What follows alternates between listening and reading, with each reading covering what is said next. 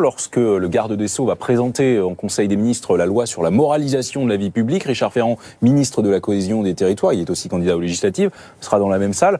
Ça va être un peu bizarre. Ça va être très bizarre pour Monsieur Ferrand, puisque quand on donne des leçons à François Fillon, ça crée des obligations. Et lui-même en a donné très directement. Les archives sont cruelles. Les archives sont quand même très, très, très dures pour lui, puisqu'il a dit, je cite, « Fillon souille tous les élus ».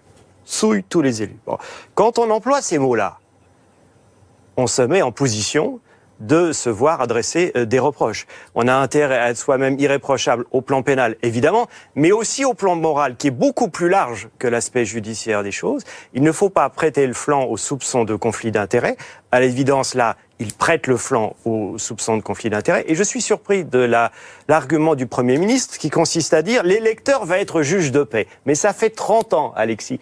Et surtout, ça fait écho à ce qu'avait dit Fillon. Oui, les électeurs trancheront. C'est ce que j'allais dire. C'est-à-dire que chaque fois, le Premier ministre a dit exactement comme un homme, tout ce que disaient les hommes politiques à l'ancienne quand ils étaient mis en cause. Bon. C'est-à-dire le jugement des médias est sujet à caution, le jugement des juges judiciaires, on peut en discuter. Ce qui compte, c'est l'électeur. Alors, on peut pas d'un côté dire on va devenir une démocratie scandinave, on va laver plus blanc, vive la transparence, et abat Fillon, et la guillotine tombe sur Fillon, on applaudit, et puis 3 semaines plus tard, revenir au discours d'avant. Il faut choisir le monde dans lequel on veut vivre.